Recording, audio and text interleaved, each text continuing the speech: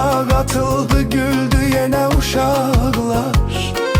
Bu bayram ile təzələndi hər dum.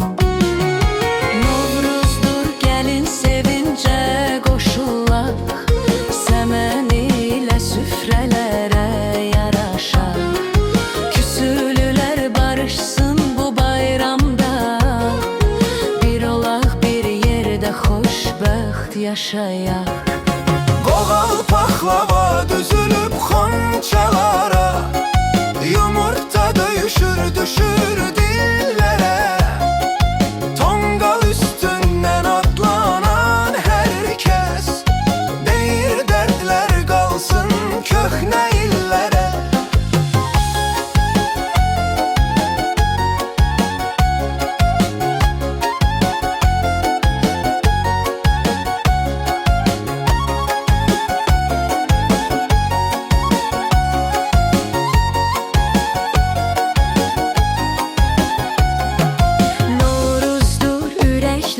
İşıq dolsun, hər evdə sevinç, hər ocaq bol olsun.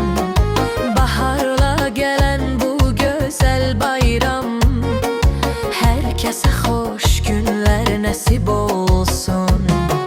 Qosa ilə keçər yenə meydanda, gülüş səsləri yayılır hər yanda. Küləklə gəlir baharın nəfəsi, təbiət canlanır bu bayram anda.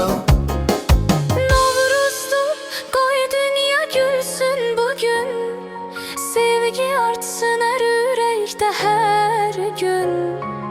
Ac deyil